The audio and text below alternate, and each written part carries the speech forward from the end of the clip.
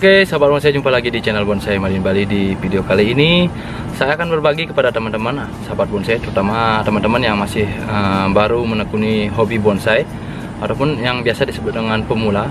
Walaupun saya juga masih pemula, namun saya akan berbagi pengalaman-pengalaman saya dalam memproses, membuat bonsai, memelihara, dan segalanya yang berhubungan dengan bonsai. Dan tidak lupa saya mengucapkan terima kasih kepada teman-teman yang sudah mensupport dan selalu menonton video Bonsai Madin Bali.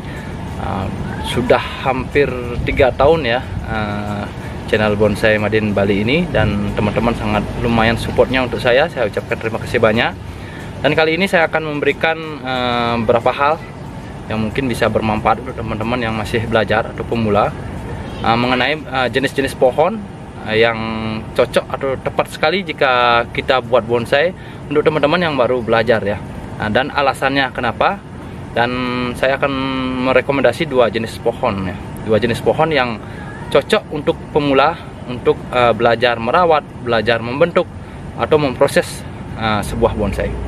Dan langsung saja kita akan mulai dari bahan yang pertama. Nanti saya akan jelaskan bagaimana karakternya, bagaimana cara pemeliharaannya, dan bagaimana teknik-teknik proses-proses pembentukan dari bahan ini ya. Dan saya juga akan mungkin sedikit mereview beberapa koleksi atau beberapa bahan bonsai yang saya rawat dan saya miliki. Langsung kita mulai dari bahan yang pertama.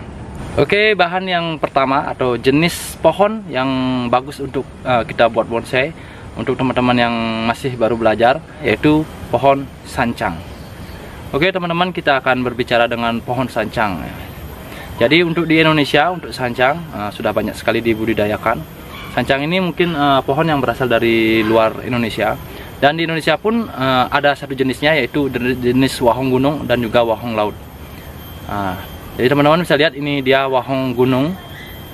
Ciri-cirinya seperti ini, yaitu dari segi batang dengan sancang hampir mirip, kambium juga hampir mirip. Kemudian dari yang membedakan yaitu dari daun ya. Daun dari wahong itu sangat besar ya, dan juga percabangan yang kurang rapat. Jadi biasanya teman-teman pebonsai biasanya menggabungkan dari pohon ini, yaitu menggunakan bahan dasarnya atau bonggolnya itu biasanya menggunakan dari wahong gunung atau wahong laut. Sedangkan di bagian atasnya untuk mendapatkan kerapatan dan daun yang mudah untuk dikecilkan, itu biasanya menggabungkan dengan menggunakan sancang ya. Jadi wahong gunung disambung di wahong ya, wahong laut atau wahong gunung diokulasi dengan sancang, tujuannya untuk mendapatkan hasil yang maksimal ya dari pohon tersebut. Karena kita tahu pohon sancang untuk ukuran yang besar, untuk yang berkarakter tua juga sangat susah kita dapatkan. Yang kalau kita dapatkan itu mungkin harganya lumayan. Kemudian teman-teman pebonsai biasanya menggabungkan pohon ini untuk mendapatkan hasil yang maksimal ya. Namun untuk wahong gunung juga kita bisa gunakan original ya, namun memerlukan proses yang lumayan susah ya jika kita membuat bonsai dari bahan wahong gunung ori, karena mendapatkan susahnya ya, mendapatkan percabangan karena jauh-jauh ya jarak cabangnya, kemudian juga daun yang sangat susah untuk dikecilkan. Nah, kali ini kita akan bicarakan tentang sancang ya.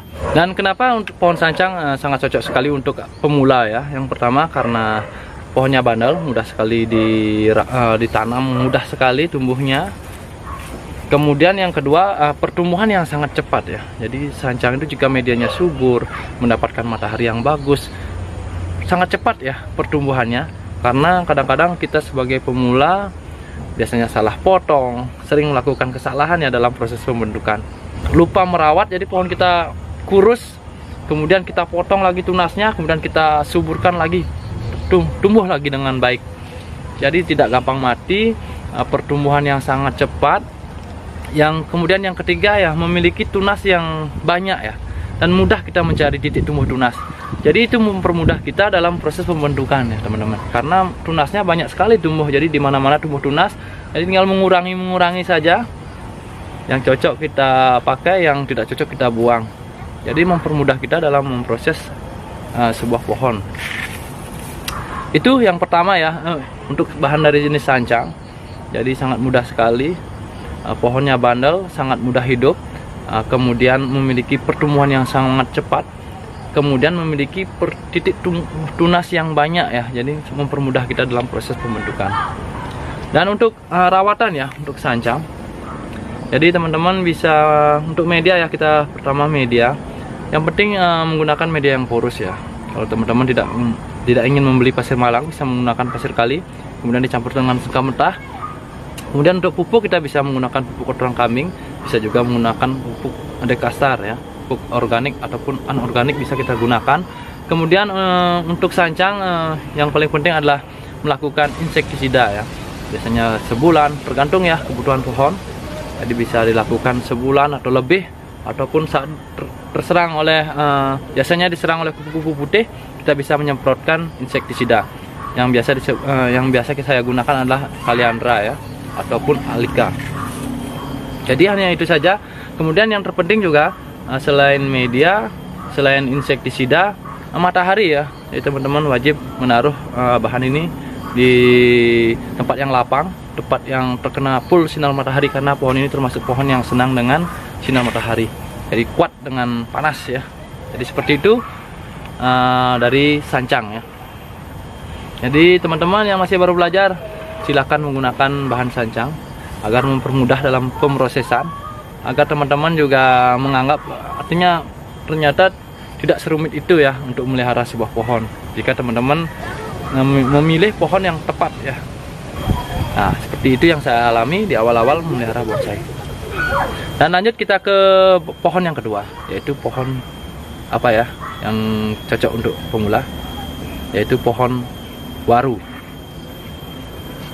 Nah, kemudian pohon yang kedua adalah pohon waru.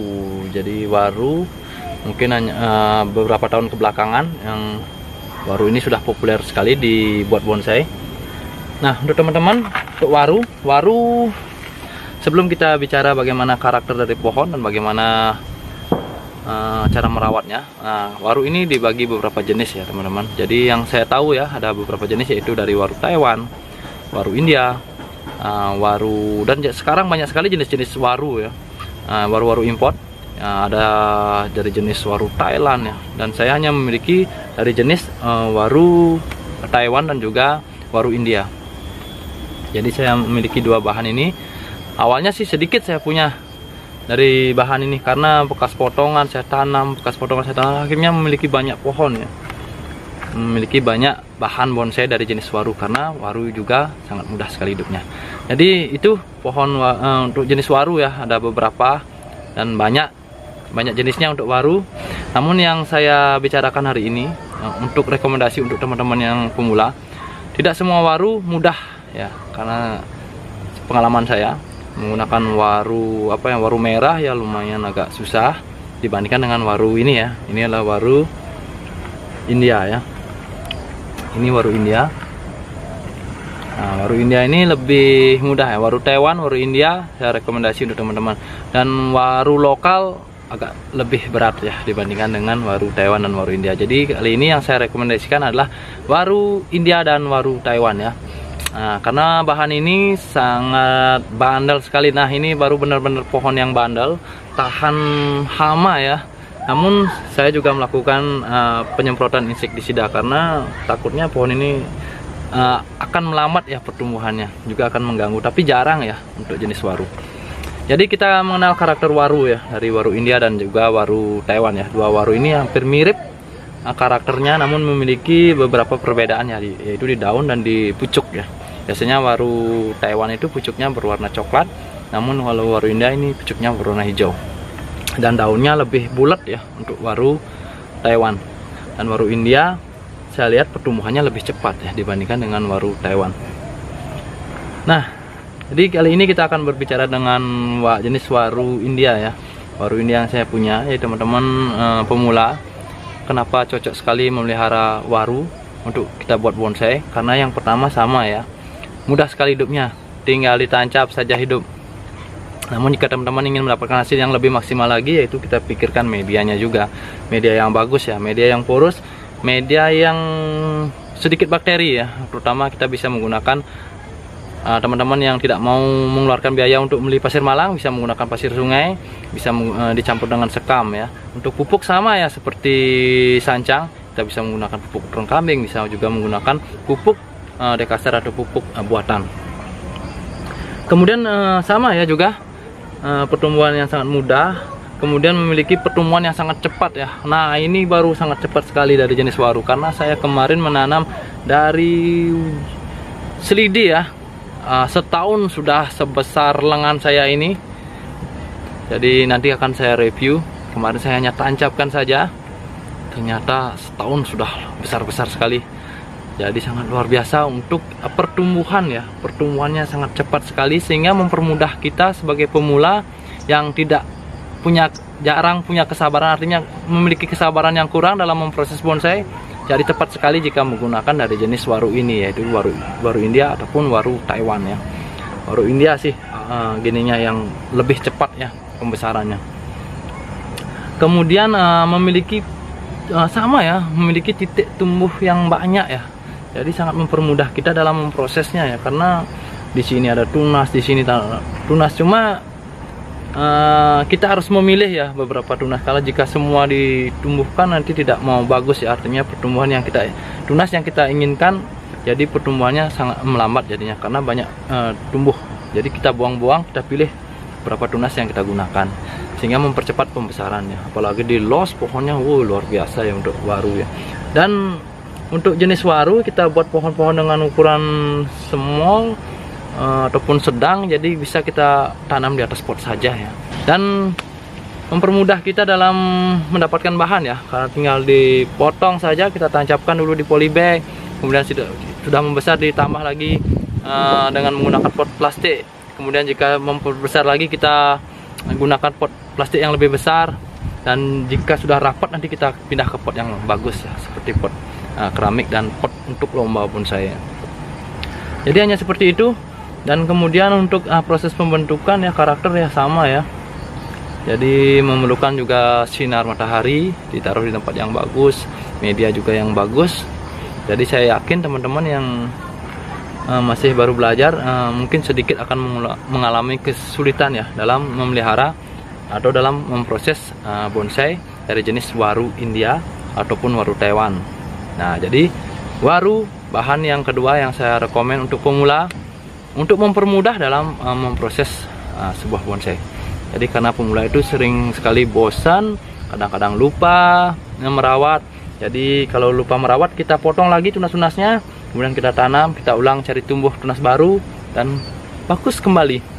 Jadi itu pohon-pohon yang tepat atau cocok untuk para teman-teman yang masih pemula atau yang baru belajar atau baru mengenal atau baru merawat pohon bonsai. Nah, jadi teman-teman, ini dia dua bahan, yaitu sancang dan juga waru India yang saya rekomendasi untuk teman-teman yang masih baru belajar, karena akan mempermudah kita dalam memprosesnya. Jadi hanya itu saja di video kali ini. Semoga video ini bisa berguna untuk teman-teman. Dan itulah pengalaman saya, beberapa pengalaman saya dalam merawat kedua pohon ini dibandingkan dengan pohon-pohon yang lain. Jadi sehingga saya banyak sekali memiliki bonsai atau bahan bonsai dari jenis waru ataupun dari jenis sancang. Nah teman-teman, jadi tetap semangat lagi dalam berkarya bonsai. Walaupun baru belajar, kalau teman-teman tetap semangat, selalu belajar, saya yakin teman-teman akan memiliki pohon yang bagus ke depannya. Sampai ketemu di video-video saya berikutnya. Salam bonsai.